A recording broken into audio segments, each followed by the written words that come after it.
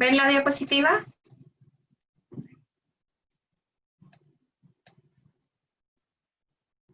¿Alcanzan a ver la diapositiva? Sí, profe. Sí, profe.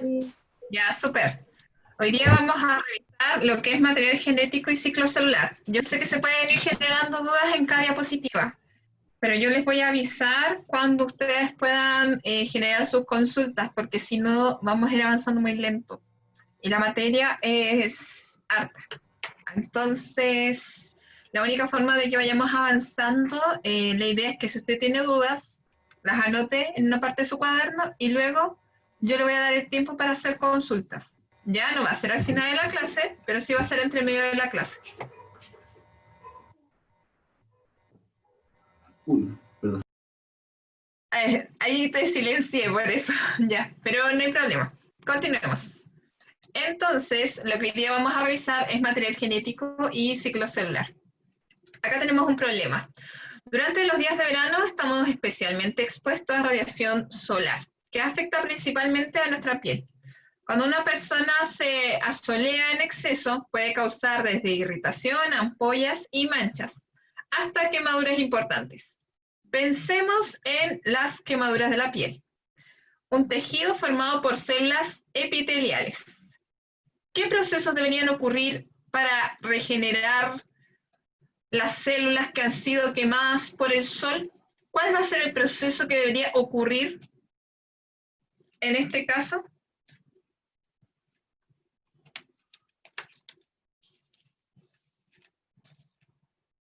Si yo tengo una célula dañada, ¿cómo la puedo sustituir? Que es lo mismo que regenerar. ¿Cómo se llama ese proceso? ¿Ciclo celular? Bien, ciclo celular. El ciclo celular en sí me va a permitir generar nuevas células, ya a partir de otras que ya están. Entonces, antes de ver ciclo celular, vamos a recordar en dónde se encuentra este material genético, donde vamos a obtener a partir del ciclo celular otra célula que contiene el mismo material genético que la célula madre. Es por eso que la imagen que ustedes están observando es el núcleo, que está compuesto por una envoltura nuclear.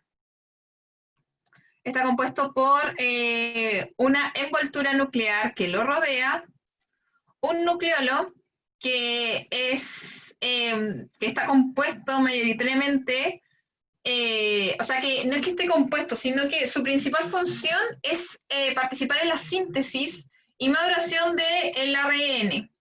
¿Para qué nos va a servir el hecho del nucleolo? De que esté ahí el nucleolo y cuál es su utilidad. Va a ser para un proceso que se denomina transcripción y traducción, ya que como yo a partir de una hebra de ADN puedo obtener un ARN, y a partir de ese ARN puedo obtener una proteína. ¿Por qué? Porque las células son capaces de generar sus propias proteínas, como también obtenerlas a través de la alimentación. Pero las que ellas generan pueden cumplir funciones como, por ejemplo, ser parte de la membrana plasmática o transformarse en una enzima que participe directamente en el control del ciclo celular, o también puede ser parte de una función netamente inmunológica, porque en general las proteínas tienen diversas funciones, pueden cumplir muchas funciones en el organismo. Entonces ahí cumple una función elemental el nucleolo. Pero además del nucleolo vamos a tener como citoplasma, que en este caso, como está en el interior del núcleo, se va a denominar nucleoplasma. Y en él va a estar la cromatina, que en el fondo son nuestras fibras de ADN. Esta cromatina es ADN más proteínas, que las vamos a ver posteriormente también. Y este núcleo está apegado a nuestro retículo endoplasmático rugoso. ¿Por qué este núcleo posee envoltura nuclear? Porque en el fondo necesita mantener comunicación con su medio extracelular, con el medio externo del interior de la célula, ¿ya? El núcleo en sí no es un organelo cerrado, es un organelo que mantiene comunicación con los otros organelos de la célula, porque en el fondo todas las funciones que se realicen van a ser gracias a la información genética que está contenida en esa célula. De cierta manera, esa información genética, si bien nos entrega cómo somos nosotros y las enfermedades que podemos traer, pero también le permite a la célula cumplir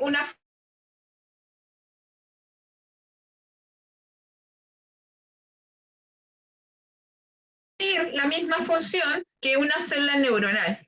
Y eso es gracias a la información genética. Continuemos. Entonces, nuestro material genético es en el fondo una estructura de doble hélice, como se muestra en esta imagen, donde vamos a ver que esta hebra de ADN es una doble hélice formada por bases nitrogenadas, pero que también, aparte de estar formada de bases nitrogenadas, va a estar formada por un grupo fosfato y va a estar formada por un azúcar, que en este caso, como es ADN, se llama desoxirribosa. Lo que puede pasar en la duda que siempre existe al ver en esta imagen es por qué están esos números 3 y 5. Entendamos que el fosfato, las bases nitrogenadas, como también el azúcar, son estructuras químicas, que en ellas van a estar formados por grupos de carbono que se unen a hidrógenos o distintos elementos químicos. Entonces, el 5 y el 3 quiere decir el carbono que no se ha unido a nada hasta ahora, ¿ya? Carbono 3, carbono 5. ¿De quién? Del grupo fosfato. A eso se refiere, ¿ok?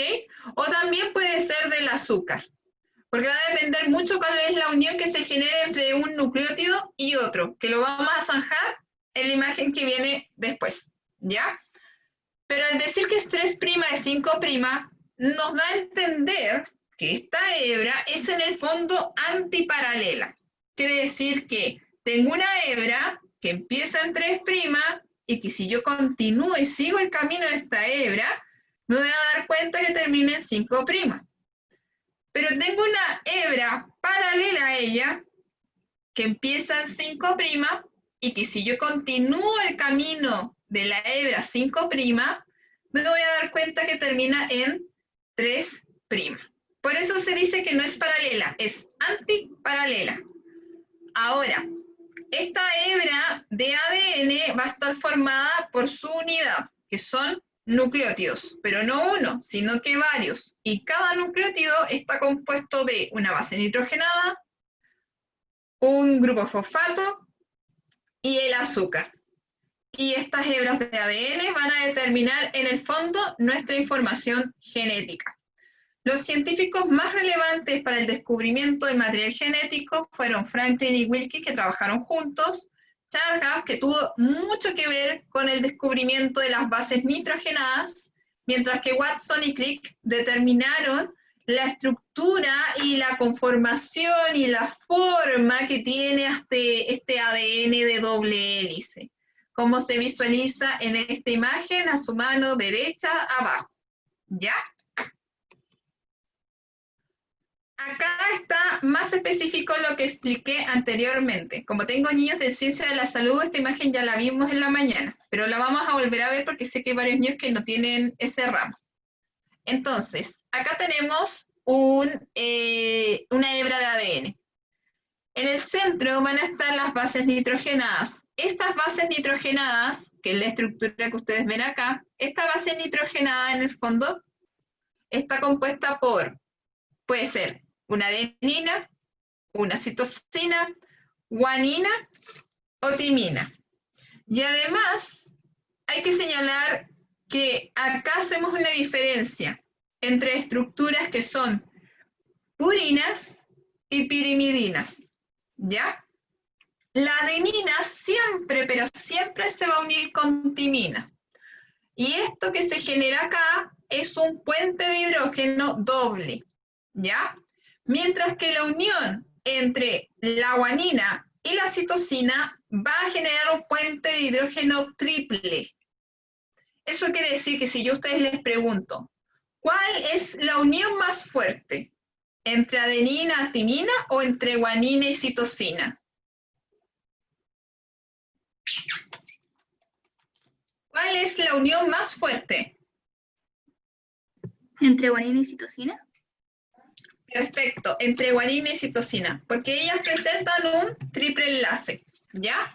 Que ese enlace es un puente de hidrógeno. Ahora bien, este nucleótido que está conformado por un grupo fosfato, por una desoxirribosa, que es el azúcar o glúcido, y por una base nitrogenada, es lo que nosotros vamos a llamar como el nucleótido. Por eso yo digo que el ADN está formado por muchos nucleótidos. Y la unión entre cada nucleótido se da por enlaces fosfodiéster. Los enlaces fosfodiéster son los enlaces que se dan entre cada nucleótido, no entre cada base nitrogenada, entre cada nucleótido, porque las uniones se generan acá, en el grupo fosfato, que claramente este grupo fosfato se va a unir a otra azúcar y se va a unir a otra base nitrogenada que ya tienen otro grupo fosfato. Y así sucesivamente se van a ir uniendo cada uno de los nucleótidos hasta formar una gran hebra de ADN. Y acá se puede ver mejor. Tenemos el grupo fosfato ahí, el azúcar, la base nitrogenada. Ese grupo fosfato se une a otro azúcar que también contiene una base nitrogenada, como la timina. Pero ese nucleótido también tiene un grupo fosfato. Entonces, a ese grupo fosfato se le va a unir un azúcar que tiene una base nitrogenada como adenina, pero que también posee un grupo fosfato. Y así se van realizando las distintas uniones entre los nucleótidos. La imagen de la izquierda nos señala que esta hebra de ADN posteriormente va a formar el cromosoma, si bien nos falta ahí una estructura que es la proteína, va a formar los cromosomas y que estos cromosomas van a dar pie para lo que es el cariotipo humano. El cariotipo humano es una técnica que nos permite ver la dotación cromosómica de cada organismo. ¿Cuántos cromosomas tiene el ser humano? ¿Cuántos cromosomas tiene el ratón? Entonces, el cariotipo humano nos permite visualizar cuál es la dotación cromosómica del ser humano, cuál es la dotación cromosómica del ratón, porque al final, siendo del mismo reino, no quiere decir que vamos a tener la misma cantidad de cromosomas, ¿ya? Y acá hacemos una separación entre las bases nitrogenadas que se consideran por su naturaleza purinas, ahí le puse piridinas, pero son purinas, y las bases nitrogenadas que son las pirimidinas, que son timina y citosina. Yo hasta ahora no he hablado de ARN, porque no es el enfoque de esta clase, solamente hablaremos de ADN.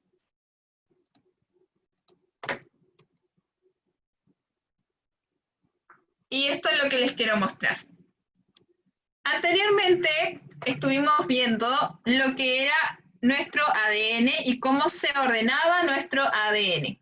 Pero ese ADN no va a estar solo, va a estar acompañado de unas proteínas, ya que son unas esferas que se unen a este ADN. El ADN, a medida que se empieza a condensar, a apretar, para formar los cromosomas, se va a enrollar entre medio de las proteínas, ¿ya? Por eso, en la primera imagen, cuando les mostré el núcleo, vimos cromatina. Y en cromatina salía que en el fondo era ADN más proteínas, ¿ya? Entonces, estas hebras de ADN, en el fondo, van a estar envueltas en estas proteínas y son, en el fondo, histonas. Y esto va a formar la cromatina. Y cuando esta estructura cromatina se empieza a condensar, a apretar, voy a formar posteriormente los cromosomas, donde yo soy capaz de visualizar un centrómero, el centro del cromosoma, los telómeros, que son los extremos, ya, de cada brazo, el corto, brazo largo del cromosoma, ¿ok? Y eso me va a permitir que cuando yo vea una célula, pueda visualizar la cantidad de cromosomas que posee esa célula.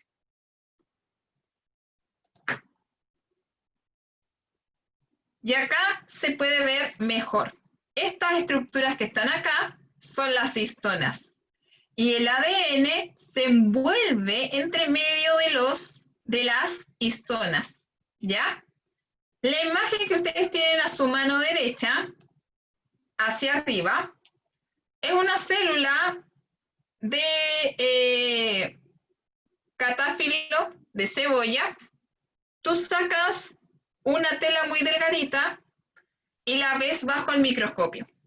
Y tú puedes ver cómo las células vegetales están realizando el proceso de ciclo celular y de mitosis. Y cómo algunas de esas células presentan material condensado, como lo que ustedes ven acá, o sea, descondensado, como se ve acá, y condensado, que es lo que se ve acá, ¿ya? Donde estas células están en un proceso de separación. O sea, ellas entraron a mitosis. Todas las células no van a ir al mismo tiempo, todas van a tiempos distintos. Y el ciclo celular no solamente ocurre en las células eucarionte animal, sino que también ocurre en las células eucarionte vegetal. Entonces se entiende que el ADN se enrolla en las histonas en células eucarionte animal y en células eucarionte vegetal. Los cromosomas en sí tienen en su centro una estructura denominada centrómero, y en las orillas de ese centrómero vamos a encontrar los cinetocoros. Acá hay algo que debemos siempre tener en claro. Nosotros poseemos 46 cromosomas y en pares son 23. 22 son autosómicos y uno es el par sexual. Pero en nuestro cuerpo vamos a tener células que solamente van a poseer 23 cromosomas, como son las células sexuales, que es en el caso de los espermatozoides y los ovocitos. Y acá podemos ver el cariotipo humano. Este cariotipo humano, si se dan cuenta, está formado por 46 cromosomas, ¿ya? Y el último es el par sexual. No todos son del mismo tamaño, por ende se clasifican en 4 tipos de cromosomas. El cariotipo humano en sí, nosotros lo vamos a definir como una técnica que me va a permitir ordenar los cromosomas. ¿En base a qué? En base al tamaño, porque si se dan cuenta, van los que tienen brazos cortos, mucho más largos en comparación a los cromosomas en el puesto 17, son muy distintos a los cromosomas en el puesto 1, ¿ya? Pero también, aparte del tamaño, según su morfología, según su estructura, ¿ya? Si se dan cuenta, los brazos largos, que son los que están abajo, del número 5, el brazo largo es mucho más largo en comparación al cromosoma 20, ¿ya? Y se ordenan de pares homólogos, primero los autosómicos, que son del 1 al 22, y el 23, que es el par sexual. La dotación cromosómica en el fondo nos dice que los seres humanos poseen 46 cromosomas, pero por ejemplo los gatos tienen 38, ¿ya? Y acá tenemos a nuestro cromosoma. Vamos a explicar cada una de las estructuras del cromosoma. Este es un cromosoma que posee un brazo corto, 2 brazos cortos, 2 brazos largos. Esta estructura de acá, una de ellas se va a llamar cromátida. Entonces, el cromosoma va a ser la unión de dos cromátidas hermanas. Esta es una cromátida, esta es otra cromátida. Yo la estoy señalando ahí con el puntero. Tenemos una cromátida, otra cromátida. En su centro vamos a encontrar el centrómero. Y la función del centrómero es de ensamblaje.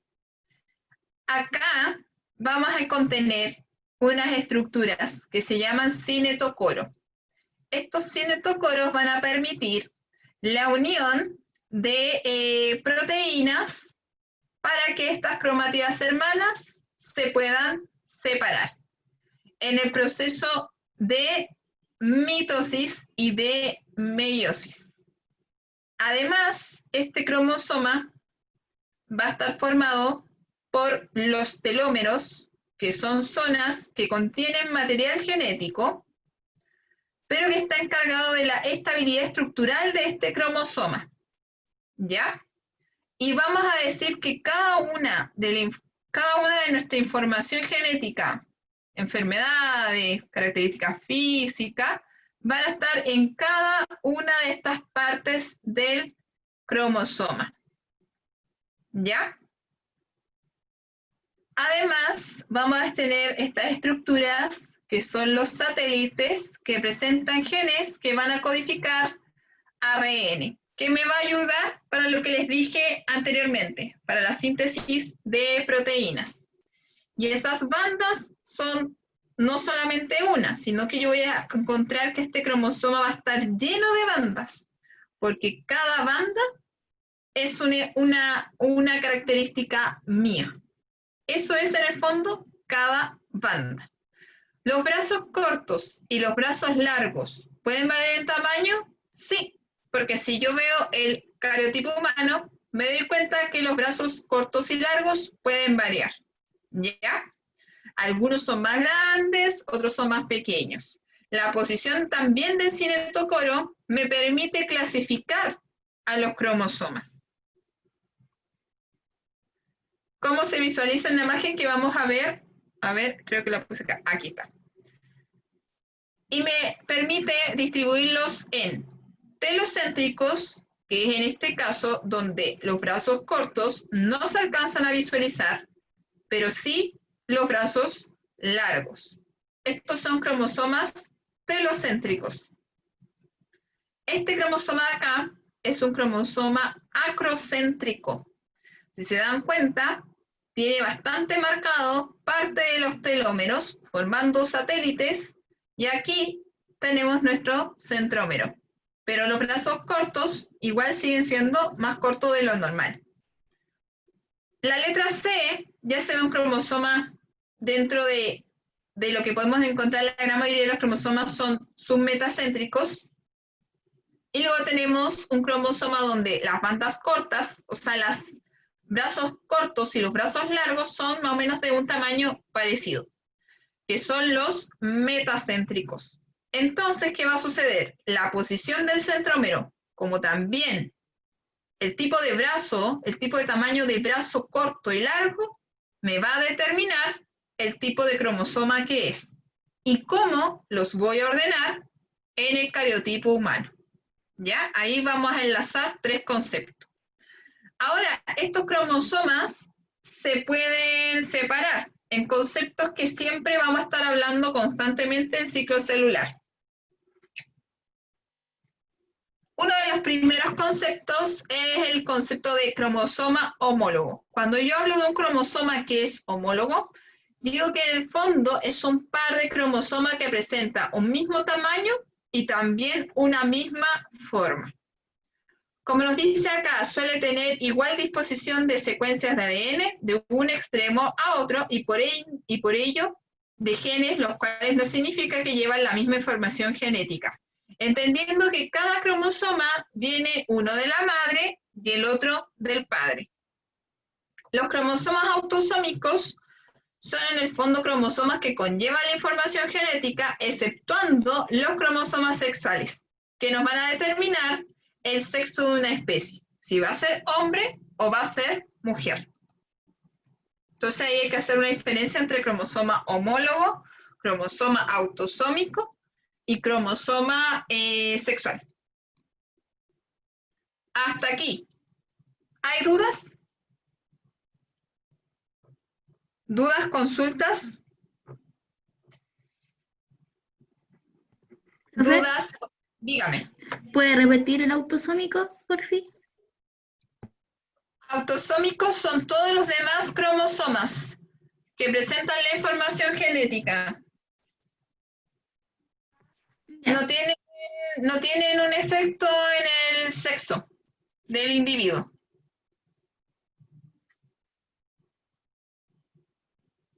¿Alguna otra duda? ¿No? Entonces entiendo que vamos bien.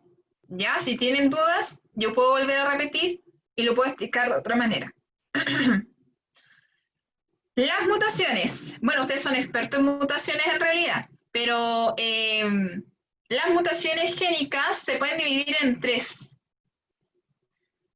La mutación en sí es un cambio de información. Yo puedo tener alterado la cantidad de cromosomas, como también puedo tener alterado el cromosoma, o lo otro que también puedo tener alterado es la estructura de este cromosoma. ¿En cuanto a qué? En cuanto a la sustitución de una base nitrogenada, ¿ya? Por ejemplo, una de las primeras mutaciones son mutaciones de tipo génicas, donde pueden darse 2 razones. Una, que yo sustituya una base nitrogenada. Ejemplo, yo tengo una base nitrogenada dentro de mi información genética donde debería ir adenina, luego timina, luego guanina. Si yo después de adenina no adiciono timina y adiciono una guanina, entonces voy a tener adenina, guanina, guanina. Al yo cambiar una base nitrogenada, puedo generar una alteración. Ya, a ver, lo voy a explicar me equivoqué. Con la pluma. Yo tengo una hebra de ADN y está compuesta por bases nitrogenadas, ¿ya? Una de ellas es adenina, timina, citosina. Se entiende que de esa hebra de ADN, 5', 3'. Se entiende que de esa hebra de ADN yo debería obtener una copia, ¿ya? Porque en el fondo, si yo quiero generar de una célula madre, obtener 2 células hijas iguales, deben tener la misma información genética. Entonces, en el ciclo celular va a existir una etapa que se llama S, donde yo voy a duplicar el material genético, ¿ya? Para obtener de una célula madre 2 células hijas, con igual información.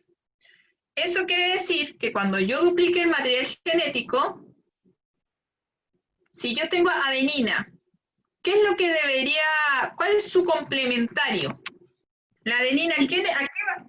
Dale. Timina. Bien, entonces yo voy a tener acá timina, súper bien. Si yo tengo acá timina, ¿cuál es su complementario? Adenina. Súper bien, Constanza, adenina. Si yo tengo citosina, ¿cuál es su complementario? Guanina. Guanina. Súper bien. Ahí yo puedo decir, ok, se copió muy bien el ADN, pero ¿y qué pasa cuando se genera una mutación de tipo génica? Yo acá puedo tener timina, que es lo que está aquí, pero en vez de tener adenina, si yo coloco, ejemplo, guanina, y luego continúo con la siguiente base nitrogenada, guanina, en ese caso, ¿se produjo una mutación? Sí. Sí, porque yo adicioné una base nitrogenada, que es esta, que no debería estar. Ahora el tipo de mutación que me dé va a ser de tipo génica. Y ustedes saben que las mutaciones siempre se van a distribuir en base a que si son génicas, si son cromosómicas estructurales o si son numéricas, ¿ya? Entonces, en el caso de las mutaciones génicas, son por una sustitución de una base nitrogenada o porque finalmente se pierde o se inserta otro nucleótido. Yo ahí inserté reemplacé, sustituí una base nitrogenada. Pero si yo hubiera insertado otro tipo de nucleótido, me refiero a otra base nitrogenada con su azúcar, con su grupo fosfato, quiere decir que también es una mutación de tipo génica. Si yo, por ejemplo, tengo, me da una mutación cromosómica estructural, yo puedo decir que dentro de mi cariotipo humano, dentro de mi dotación cromosómica, cuando lleve a armar el cariotipo humano, me voy a dar cuenta que voy a tener un cromosoma de esta manera. Eso quiere decir que le falta un segmento a este cromosoma. Y al faltarle un segmento, pérdida de segmento, estoy hablando netamente de una mutación de tipo estructural. Porque le falta un segmento, ¿ok? O que los cromosomas se orienten de otra manera. Eso también puede pasar. Y por último tenemos las mutaciones numéricas. Y estas mutaciones numéricas tienen que ver con la cantidad de cromosomas que voy a tener. Un ejemplo típico que siempre les dan es la enfermedad del síndrome, es la mutación como resultado del síndrome de Down, que es la trisomía del par 21. Eso quiere decir que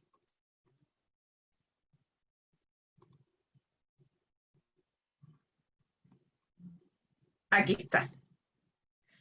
Que en este segmento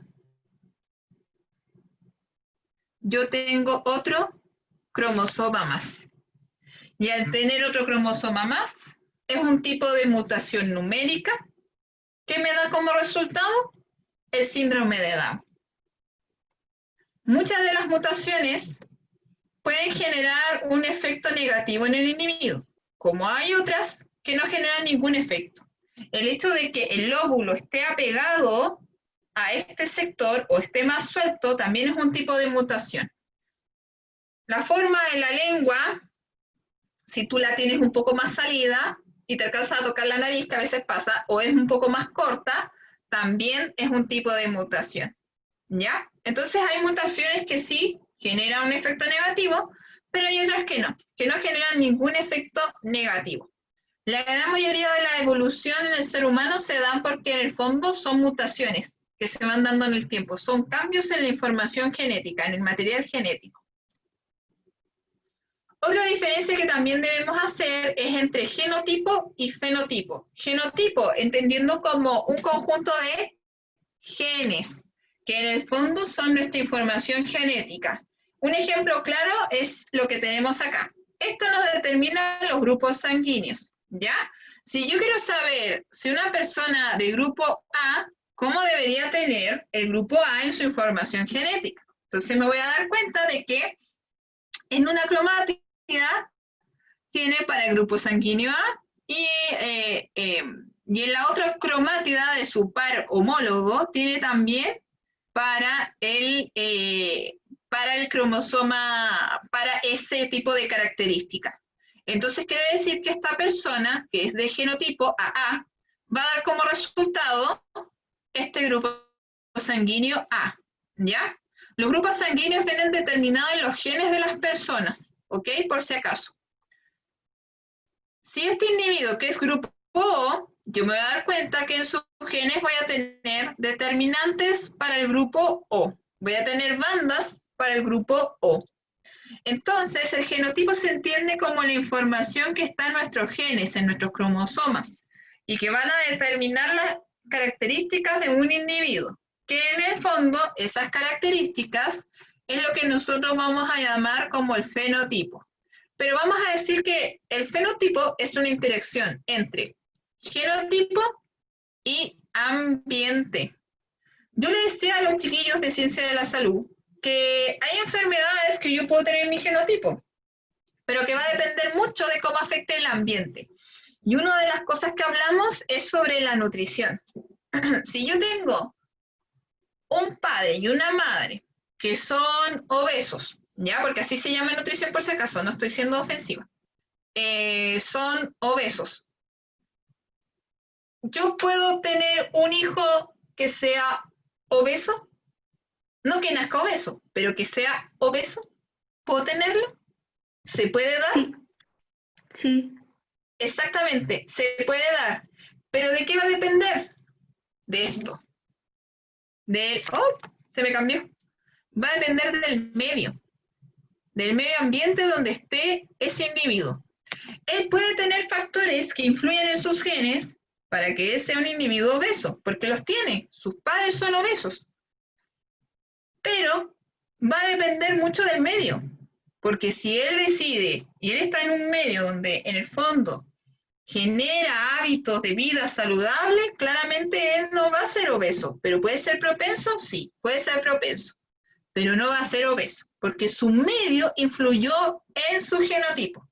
Por ende, el fenotipo de los padres, o sea, el fenotipo de su hijo va a ser totalmente distinto al fenotipo de sus padres, ¿ya? Otra definición que también debemos tener clara es la de células diploides y células haploides, porque esto siempre genera confusión cuando vamos revisando mitosis y meiosis. Cuando hablemos de célula diploide, vamos a decir que en el fondo son dos juegos de cromosomas, pero dispuestos en pares homólogos, tal cual como se visualiza acá. Por eso se habla de 2N. ¿Y N qué es? Es un juego de cromosomas. Por ende, este individuo no tiene un juego, tiene dos juegos de cromosomas, ¿ya? Que le va a dar como resultado 46 en total. Si yo fuera, o sea, si yo tengo células haploides, que son en el fondo las células sexuales, estas células sexuales son N igual a 23. Quiere decir que ellas presentan solamente un juego de cromosomas, no dos. Por eso son consideradas células haploides. Ustedes saben, yo no hablo de óvulo. Ovocitos secundarios son una célula haploide. Y en el caso también del espermatozoide, que son las células sexuales. Entonces vamos poniendo a prueba lo que hemos aprendido hasta ahora. La 2 la 2 sí la pueden contestar, porque yo la señalé. Vamos viendo. Número 1, el fenotipo de un organismo resulta de el efecto de los factores ambientales, la interacción de la expresión génica más el ambiente, los caracteres adquiridos, los caracteres heredados por los progenitores, o la expresión de las parejas de genes homólogos. ¿Qué es el fenotipo? Número 1, ahí. ¿Cuál es la alternativa correcta? La B.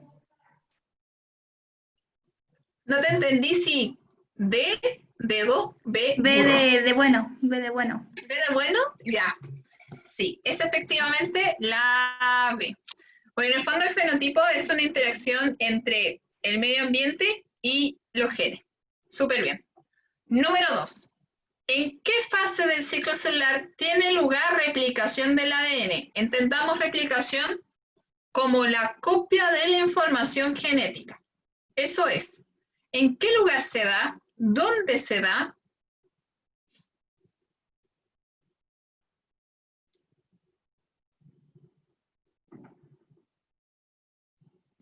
¿Ese?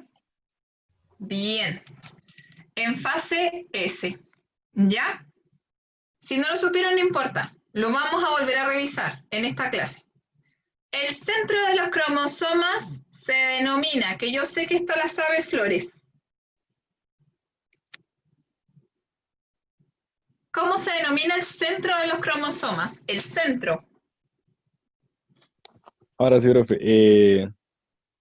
El centrómero o la orilla del cinetocoro, Ya, bien. como señala Muy bien. de la salud. Es centrómero. Hijo, es centrómero. Pero está bien lo que dijiste porque la pregunta es, si es el centro de los cromosomas, es centrómero. Pero si yo digo lo segundo que tú dijiste, ahí claramente va a ser cinetocoro. ¿Ya? Vamos bien. Ahora veamos y empecemos por lo más complejo. Vamos a ir de lo más fácil a lo más complejo. Esto no es tan difícil. Lo más difícil es meiosis. ¿Ya? Empezando definiendo que el ciclo celular nos permite que estas células se puedan dividir. Eso es en el fondo el ciclo celular. Este ciclo celular va a estar formado por interfase. Lo voy a marcar. Interfase es G1, S y G2. G1, S y G2. Este proceso se llama interfase. ¿Ya? Es elemental este proceso, porque aquí la célula crece en tamaño, pero también se va a duplicar su material genético, como dijo Aileen cuando respondió la pregunta, ¿ya? Pero no se duplica solo el material genético, sino que también se van a duplicar los organelos. Va a entrar una célula madre que necesita duplicar sus organelos, sus enzimas, su material genético y crecer, para que cuando ocurra la mitosis, que es en el fondo esta etapa de aquí, es la división de esta gran célula, ¿ya? Donde esta célula se va a dividir en dos, que son idénticas a la célula madre, ¿ya? Hay otra fase que no se suele señalar, pero yo se los voy a decir, que es la fase G0. La fase G0 es una fase donde la célula decide, yo sigo con la división celular, o finalmente no sigo con división celular y me quedo así, tal cual. La célula puede tomar la decisión de si se sigue dividiendo o si sale del ciclo. ¿En qué momento toma la decisión? En esta etapa. Aquí está G0, ¿ya? En esa etapa toma la decisión si sigue este ciclo celular o sale del ciclo celular y no se divide más. El ciclo celular no es un lugar donde entran las células y se empiezan a dividir, es la célula misma que ella decide si se quiere dividir o no se quiere dividir, por si acaso. Entonces, este ciclo celular tiene distinta duración. Si se dan cuenta, el que más dura es la G1, donde G1 existe un crecimiento celular y también una síntesis de proteínas y ARN, ¿ya? Estos son datos complementarios, ARN y proteínas. Mientras que la fase S, que es la más elemental, es donde ocurre el proceso de replicación, la copia de una información genética, y también ocurre la síntesis del ADN, ¿ya? Donde yo voy a generar dos cromátidas idénticas. Y luego tengo la fase G2.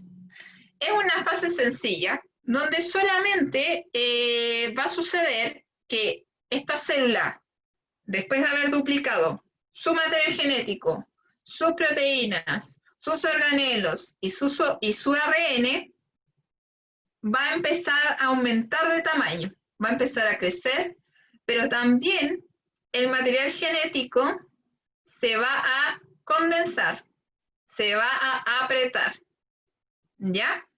A tal punto que yo dentro de la célula voy a tener el núcleo y ya no voy a ver una masa en el interior del núcleo. Al contrario, lo que voy a visualizar es en el núcleo unas pequeñas estructuras que parecen cruz. Varias cruces, que son los cromosomas. El hecho de que no se condense el material genético, ¿puede traer un problema posterior? Si no se condensa el material genético, si yo no visualizo los cromosomas, ¿me puede generar algún inconveniente en esta etapa de mitosis?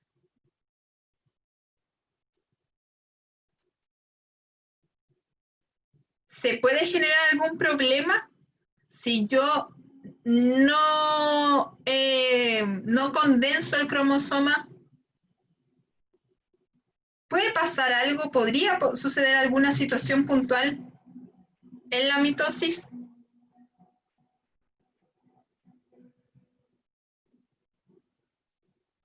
¿Alguno sabe?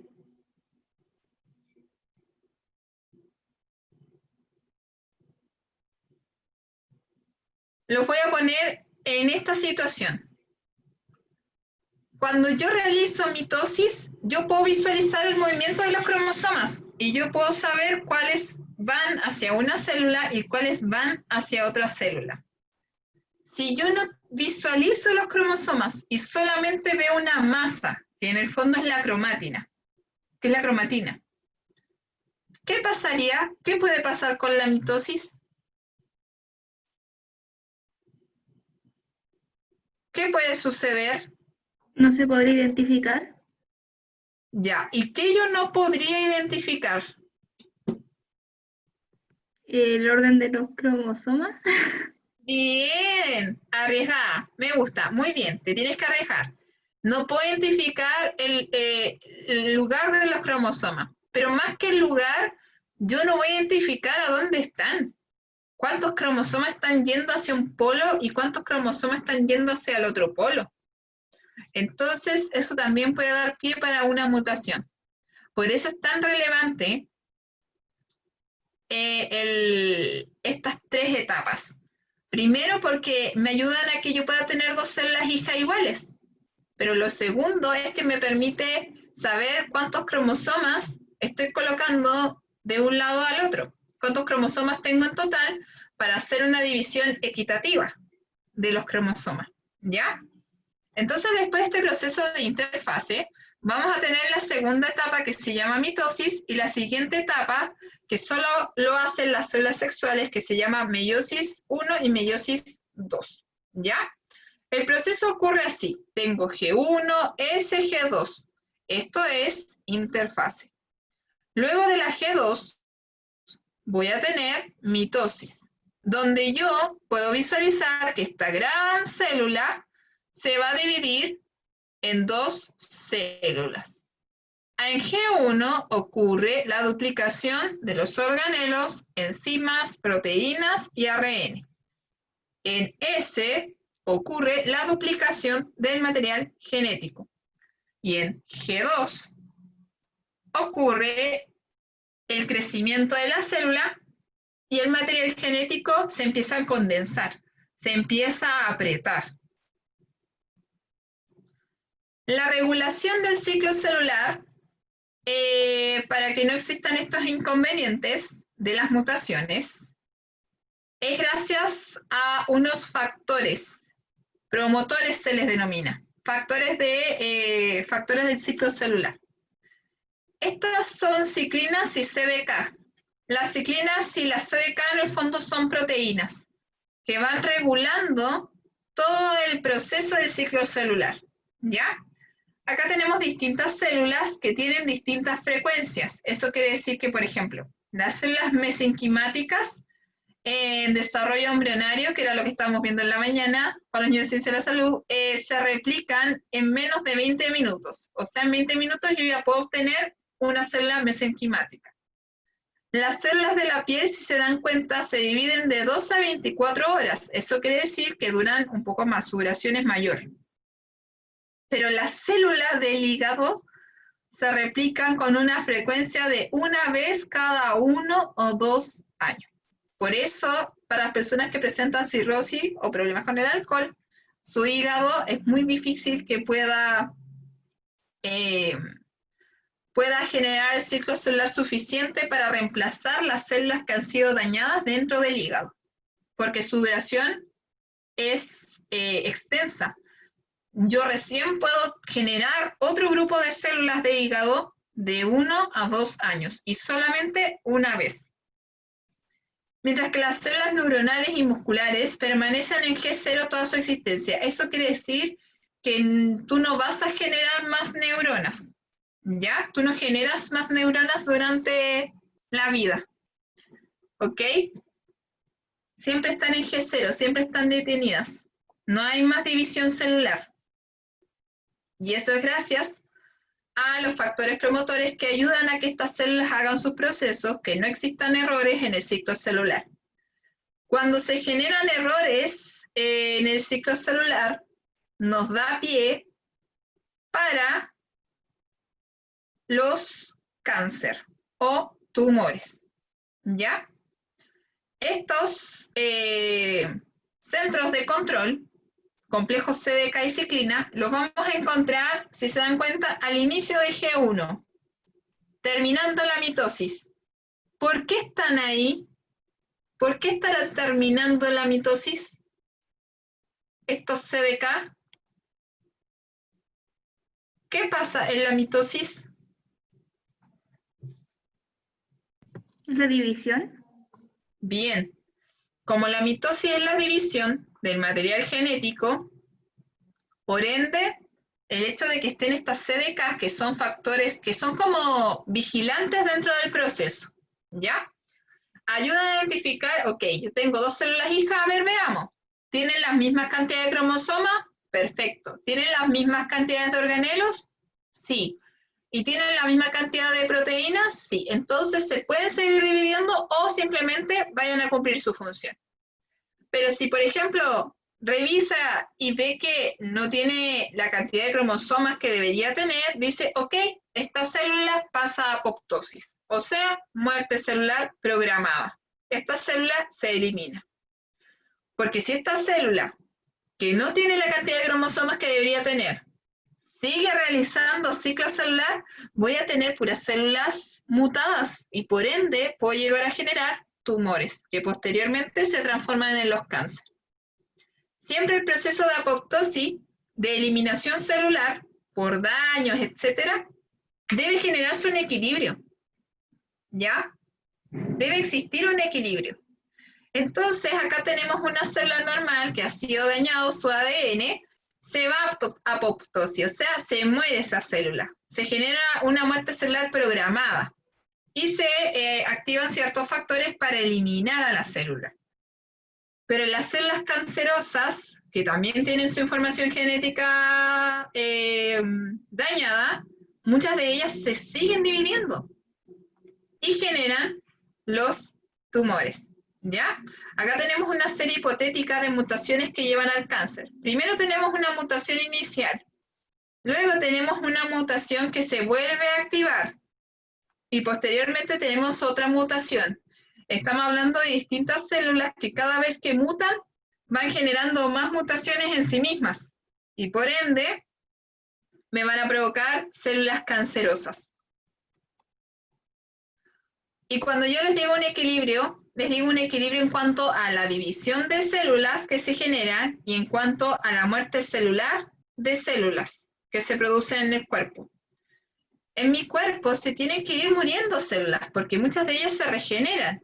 Ahora preocúpense si se les muere una neurona, ahí sí que están en un grave problema porque ellas están en G0, no se vuelven a dividir, o sea, no van a tener más neuronas, ¿ya? Entonces ahí sí hay un inconveniente. O si se muere una célula del hígado, o sea, imagínense, en un año más o 2 años más recién voy a tener otra célula que pueda reemplazar la que se murió. Por eso debe existir un equilibrio entre el ciclo celular y la apoptosis. Si no hay un equilibrio en el ciclo celular y se descontrola, pero la apoptosis está bien, puedo generar un tumor. Pero si yo tengo el ciclo celular bien, o sea, la célula se sigue dividiendo, normalmente, pero la muerte celular programada está fallando, también puedo generar un tumor, ¿ya? Esas son las dos grandes razones del por qué se generan tumores en las personas. Hasta aquí. ¿Alguna duda? ¿Consulta? Profe, ¿puede repetir lo último que dijo sobre las alteraciones cuando se genera tumor y cáncer? ¿Cuál es cuál? ¿Qué es lo que falla? Los tumores llevan a los cánceres. Lo que falla es la división celular y la apoptosis. Eso es lo que falla. Ya. División celular, que la célula se siga dividiendo normalmente. Donde la Una célula puede consulta. seguir... Dígame. Perdón, lo siento. Sobre el tema de los tumores se dividen en dos, que es el benigno y el maligno. ¿Cómo Sí. se especifica cuál de los dos serían una apoptosis? El benigno es... siempre se genera un tumor encapsulado, ¿ya? Mientras que el maligno son tumores que van invadiendo otras células del cuerpo. Entonces tienden a destruir las células, ¿ya? Por ende, esta muerte celular que es programada, porque a todo esto, la apoptosis también tiene una diferencia, donde tú puedes separar entre apoptosis y entre necrosis. La apoptosis es que yo la célula la voy eliminando por trozos. Eso quiere decir que cada zona de esta célula se va encapsulando, cada organelo, cada sector del citoplasma, de tal manera que yo la pueda eliminar sin que me genere mayores daños. Pero en la necrosis tú tienes una célula que se reventó, que está dañada, que su membrana plasmática está rota. Entonces, en el caso de los tumores benignos y malignos, los benignos siempre están encapsulados, siempre están en una zona puntual. Y van a estar ahí encerrados y mayoritariamente no crecen, no siguen creciendo. Pero los tumores malignos crecen con el tiempo. Y su fin es ramificarse por todas las zonas del cuerpo. Entonces ahí tú tienes un ciclo celular descontrolado. Mientras que, a pesar del descontrol que puede existir en el ciclo celular, existe un pequeño control en el benigno, donde la célula, como se encapsula y no sigue creciendo, se detiene en ese caso el ciclo celular. Entonces tú tienes un pequeño tumor que lo puedes extraer y listo. Pero en el caso de los malignos, mayoritariamente esos se proliferan. Y se dividen todo el rato, todo el rato. Esa es la gran diferencia. O sea, la diferencia es que uno, el benigno, no tiene replicación y el maligno sí. Sí, porque el benigno puede crecer, se genera la replicación, se genera la mitosis, pero se detiene. Entonces es una célula que mutó, y pueden que muchas de esas células hayan mutado, hayan crecido de forma normal, pero se detienen. O sea, es muy difícil que un tumor benigno pueda crecer. Pero en el caso del tumor maligno es tan invasivo y crece rápidamente que va dañando otros órganos vitales del cuerpo. Y la única alternativa contra el tumor maligno sería la quimioterapia, ¿no? Las quimio, porque al final el maligno es el que posteriormente se transforma en cáncer. Los benignos no se transforman en cáncer porque no te generan ningún daño. Es una cosa encapsulada que está ahí, que tú, una operación va, la eliminas, listo. Pero el maligno sí, pues el maligno es el que tienes que tratar con quimioterapia, porque la quimio en el fondo lo que va a hacer es, por eso las personas que se hacen quimio quedan tan debilitadas, porque no solamente estás matando al tumor, estás como eliminando esas células tumorales que hicieron un mal ciclo celular, sino que también estás eliminando a la célula de al lado, que fácilmente es una célula sana.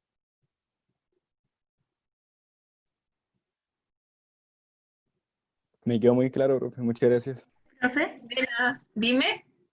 Esto a lo mejor le parece raro, pero yo no tengo idea. ¿La quimio solo se enfoca en destruir células o puede destruir neuronas?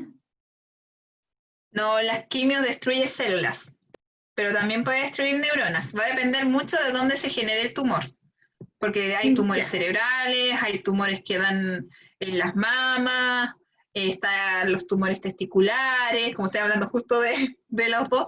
Hay distintos tipos de tumores. Porque, por ejemplo, si elimina células, después la idea cuando se va al cáncer es que vuelva a normalizarse, porque las células se regeneren. Pero Sí. si es en el caso neuronal, ¿qué pasa con las personas que sufren pérdidas de neuronas? Ellas, bueno, ustedes saben, pues las neuronas van adquiriendo distintas funciones, entonces al final tú estás eliminando, si eliminas una neurona, estás deteriorando mentalmente a la persona. En cuanto a acciones que no son tan tangibles como el asociar, el conocer, el imaginar, etcétera, que son como cosas más superficiales, pero también puedes dañar el hecho de que la persona se pueda movilizar, se pueda alimentar. Entonces, los tumores, mayoritariamente los tumores cerebrales, tú tienes dos opciones, po. Como lo decía el Mati, que en el fondo sea un benigno, que tú lo puedas sacar, está encapsulado, listo, yo lo saco. Y la persona se somete a un tratamiento en donde, mira, lo que pasa con las neuronas es que las neuronas también se pueden adaptar y depende mucho del trabajo que tú hagas con ellas. Tú puedes tener una neurona que está específicamente asociada a la memoria, que se va a encargar de memorizar. Si yo pierdo esa neurona, la neurona que está al lado, que no está encargada de la memoria, ¿puede también con el tiempo ejecutar esa acción? Si yo la trabajo, sí, se puede. Y ahí es donde se habla de un concepto que es la neuroplasticidad. Cómo yo mis neuronas las puedo trabajar y puedo modificarlas a tal punto de generar acciones o sensaciones o sentimientos de los cuales no estoy acostumbrada a través de un trabajo continuo. ¿Se entiende? Sí, profe, gracias, clarísimo. Y un ejemplo claro, es que a mí me encanta el cerebro, un ejemplo claro es lo que pasa con las personas que son ciegas. ¿Te has dado cuenta que ellas tienen un gran desarrollo auditivo? Pero el hecho de que tengan un desarrollo auditivo es porque los tipos son capaces de que esas neuronas que estaban asociadas a poder visualizar, que están conectadas a los ojos, pero que no están funcionando, hagan otra acción, que sea la de reconocer sonidos. Ellos escuchan mejor de lo que nosotros podemos escuchar. ¿Ven? Ahí tienen una adaptación, eso es neuroplasticidad. Continuemos. Bueno, estos son conceptos claves. Yo de todas maneras lo voy a dejar ahí como detenido para que cuando vean el video lo puedan revisar mejor. Estos son conceptos asociados a los cánceres, a los tumores, pero que de repente los preguntan en la PSU. ¿Ya? Y ahí está lo que yo le hablaba al Mati, necrosis celular, que es en el fondo una muerte celular que no ha sido programada. Cuando yo me genero un corte en la piel, también estoy generando necrosis celular, ¿ya? Porque estoy en el fondo dañando una célula de la piel. Entonces ahí tienen un ejemplo como claro de lo que es necrosis celular. Veamos aquí, a ver. Ya, solamente vamos a responder la primera. Todas las células del cuerpo tienen un máximo de vida y luego son eliminadas. Esto se conoce como virosis, mitosis, meiosis, apoptosis o metástasis. ¿Qué es? ¿La D? ¿La cuál? La D de dedo. Muy bien, Connie. Es la D de dedo. Es apoptosis. ¿Ya? Cuando el Mati me preguntó por benigno y maligno, yo le dije que el maligno como que se ramificaba y proliferaba y no estaba encapsulado, sino que yo lo puedo encontrar en distintas zonas.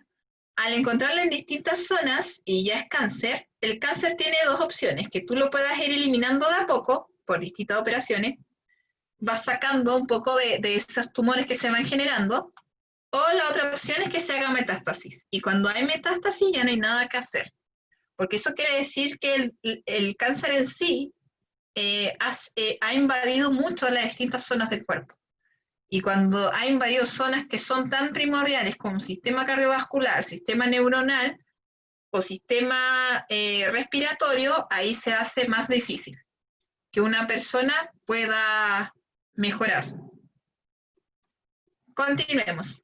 Bueno, tenemos la interfase, estamos G1, donde vamos a encontrar nuestro primer punto de control, ¿ya? Que en este ciclo celular encontramos puntos de control y restricción. Esta etapa involucra múltiples cambios metabólicos que preparan a la célula para la división celular. En esta etapa existe un punto de restricción, ¿ya? Cuando hablo de un diplosoma me refiero a que se generan los centriolos. Los centriolos en mitosis son súper importantes por si acaso. Luego de eso tengo la fase S, donde yo no encuentro puntos de control, sí al final del proceso, pero en esta etapa que involucra la replicación del material genético. O sea, yo copio copio la hebra de ADN y genero una copia de sí misma. Y finalmente tengo el punto G2, donde el ciclo celular posee puntos de control y restricción que me ayudan a saber si ocurrió bien la replicación y también si se puede entrar a la fase de mitosis, ¿ya? Entonces, se inicia cuando acaba la síntesis de ADN, cuando se sigue sintetizando ARNs y proteínas, y cuando la cromatina se compacta, se aprieta, formando los cromosomas, ¿ya? Y obviamente voy a tener 2 diplosomas, 4 centriolos. Centriolos importantes en mitosis. ¿Por qué? Porque a partir de ellos, que son los que están acá, estos centriolos se van a los polos opuestos. Acá están los centriolos, los 4 centriolos. Cuando empieza la mitosis, a partir de profase, estos centriolos se separan. Y si se dan cuenta, migran hacia las puntas de la célula, polos opuestos. Y de ellos nacen el uso mitótico, que son estas como líneas, que en el fondo son proteínas, que ayudan y que se unen directamente a los cinetocoros de cada cromosoma, para posteriormente separar la totalidad de cromosomas. Entonces, acá yo tengo cada una de las etapas. Esto es interfase. Acá tenemos lo que es meiosis 1, y acá entre medio debería estar mitosis. ¿Por qué les adjunté esta tabla? Porque siempre hay inconvenientes en cuanto a la cantidad de cromosomas que va a haber en la célula, en cuanto a la cantidad de cromatidas que va a haber en la célula, y en cuanto a si es una célula diploide o si es una célula haploide. Si se dan cuenta, en S, como duplica su material genético, yo tengo 4 cromátidas, pero las cromátidas están unidas, entonces sigo teniendo 46 cromosomas. Pero al terminar el proceso, ya, me equivoqué, esto es mitosis, estos números están de más, esto no lo pesquen. Ya, por si acaso, acá hay un error en esta tabla. Entonces, ¿qué va a pasar? En la mitosis, cuando termine mitosis, se entiende que yo voy a tener 46 cromosomas, ¿ya? Pero voy a tener 46 cromosomas, pero separadas en cada célula, ¿ya? Eso en el fondo son las células resultantes. Después de la mitosis, vamos a pasar por una etapa de meiosis. Y la meiosis va a ayudar a reducir el material genético de 46 a 23. Lo voy a explicar mejor acá, porque la tabla estaba un poco enredada. No me sirvió como yo quería que me resultara. Continuemos. La mitosis se divide en profase 1. Profase 1, ¿qué ocurre en profase 1? Los centriolos se van a los polos opuestos. La carioteca empieza a desaparecer, ¿ya? El nucleolo, que es esa estructura que está ahí, se desorganiza y también desaparece. En el citoplasma, estos cromosomas empiezan también a separarse. Y si se dan cuenta, esa membrana, que es la carioteca, si yo veo en esta imagen de acá, me voy a dar cuenta que la carioteca empieza a también desaparecer. Y se forman estas líneas, que son estas líneas, el uso mitótico. Continuemos. Luego de profase, que es la etapa 1 de mitosis, ocurre la etapa 2, metafase. En metafase los cromosomas se alinean en el plano ecuatorial. Piensen en un mapamundi. Los mapamundi son redondos y en el centro siempre tienen dibujado el plano ecuatorial. Entonces en el plano ecuatorial se van a ubicar los cromosomas. Ya hay formación del uso mitótico. Acá ya desapareció completamente la carioteca. No hay carioteca, no hay nada que envuelva los cromosomas. Y acá los cromosomas alcanzan su grado máximo de condensación. O sea, yo los puedo ver perfectamente. Y los cromosomas se ubican en el plano ecuatorial para empezar a migrar.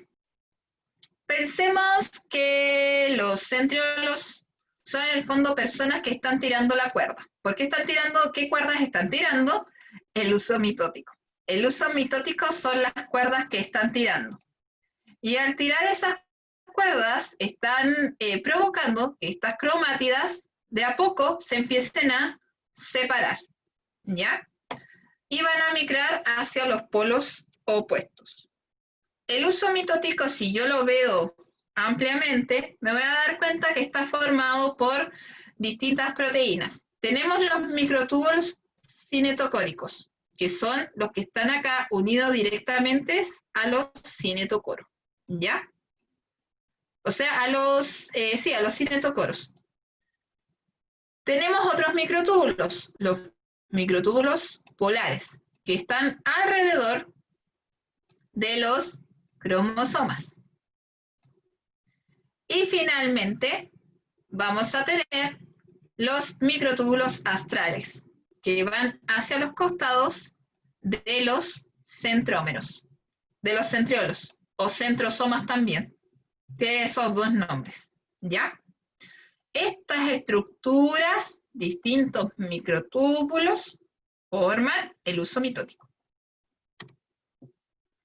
Luego de eso, las cromátidas se separan, y al momento de separarse, vamos a hablar de la tercera fase, anafase. Esta anafase se caracteriza por un proceso que se denomina segregación. ¿Separación de quién? De las cromátidas hermanas. Eran hermanas, ahora ya no lo son. Se separan. Y se van hacia los polos opuestos. ¿Ok? Porque son traccionadas, son atraídas por los centriolos o centrosomas. Recuerden que pueden tener esos dos nombres. ¿Ya? Entonces las fibras del uso mitótico se acortan. Y eso provoca que arrastren a los cromosomas hacia los polos. Y finalmente, bueno, casi finalmente, voy a tener la telofase. Y en la telofase, si se dan cuenta, vuelve la carioteca, no completamente, pero apareció la carioteca, se empieza a formar nuevamente, vuelve el nucleolo, y estas líneas que son el uso mitótico, ustedes ya no las ven en telofase, porque desaparecen, ¿ya? Pero ahí no está terminada la mitosis, porque falta un proceso elemental, que es la citocinesis. La citocinesis es la última etapa de mitosis. A veces no las nombran, pero yo se las voy a nombrar. Esta citocinesis es muy distinta para células animales como para células vegetales. La célula que vimos anteriormente, que era la catáfilo de cebolla, es una célula vegetal. Entonces su división es a través de la formación de esto que está aquí, que son estas pequeñas estructuras que forman un fragmoplasto. Y este fragmoplasto en el fondo es la división de una célula con otra, ¿ya? Porque en las células vegetales mayoritariamente están apegadas y no tienen mucha migración. Se mantienen casi en el mismo lugar. Pero en las células animales, estas células van tomando distintas funciones y están en constante movimiento.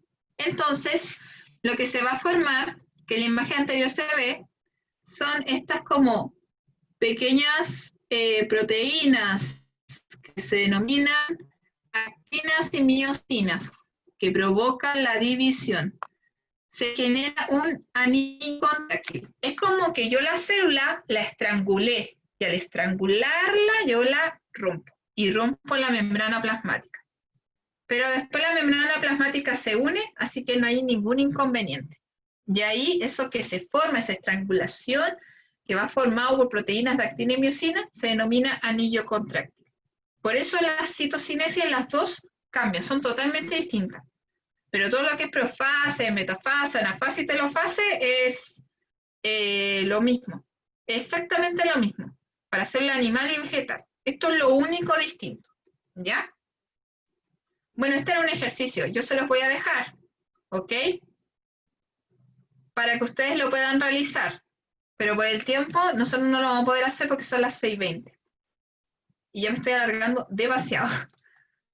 Esto es la meiosis. La meiosis busca primero que el material genético se mezcle, ¿ya?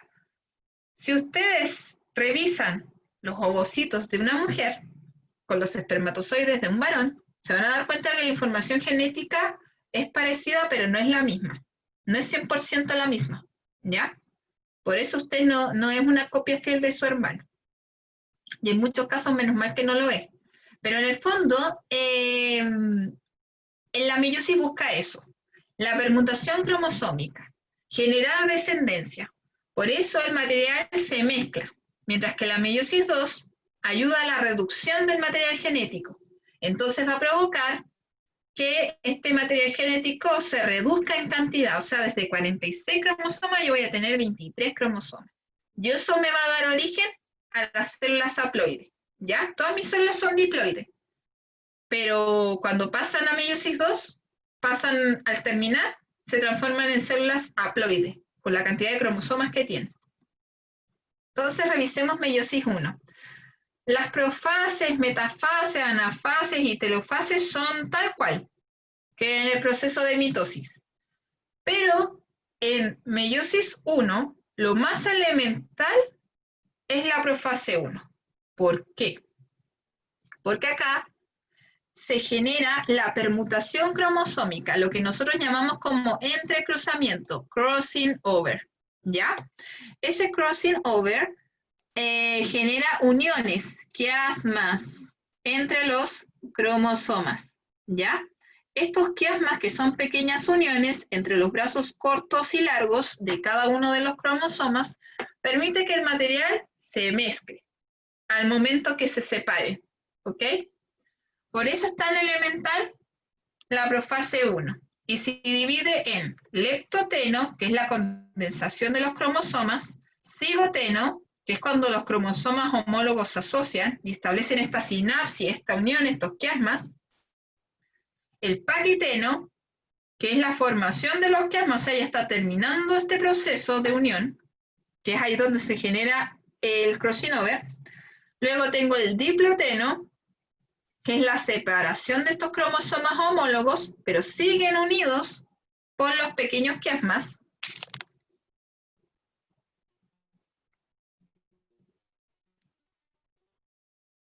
Estas pequeñas uniones son los quiasmas, ¿ya? Y finalmente tenemos la diacenesis, que en el fondo es la separación de los cromosomas homólogos, ¿ya?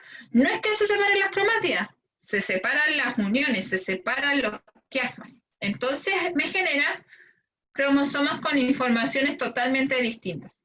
Y acá se puede ver mejor.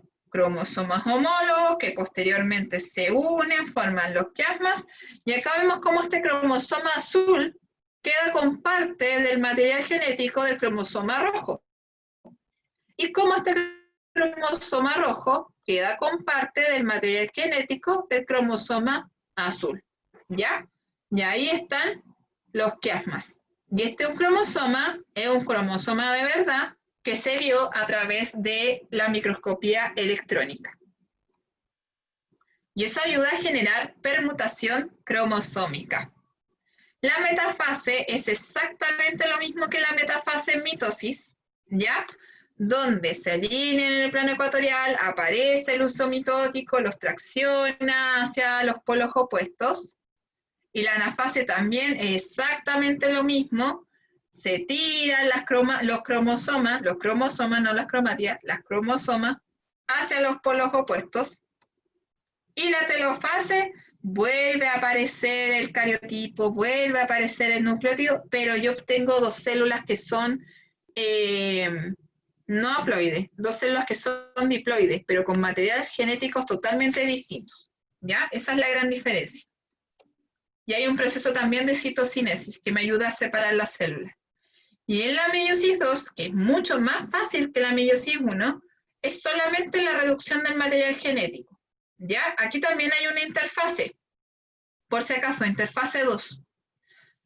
Pero esta etapa es muy cortita y contiene como un tiempo de espera para la célula, y acá no se duplica el material genético.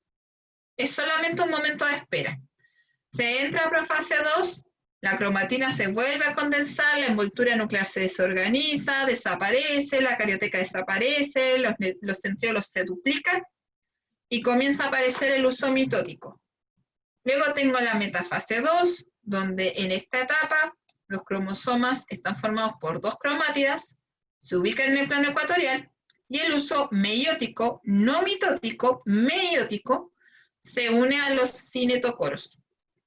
Luego tengo la anafase 2, donde se dividen los centrómeros y las cromátidas hermanas se separan y se arrastran hacia los polos opuestos, ¿ya? Y finalmente tengo la telofase, donde una vez que se arrastran los cromosomas, se reorganiza la membrana nuclear y se vuelve a formar el núcleo. Y por ende, como resultado, tengo 4 células haploides. Y estas son las grandes diferencias entre mitosis y meiosis, ¿ya? Ocurre en todas las células corporales la mitosis, pero la meiosis ocurre solamente en los gametos. Tengo células diploides, pero en la meiosis tengo células haploides. Y así sucesivamente.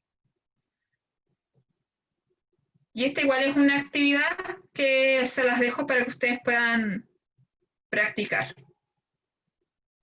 ¿Ya?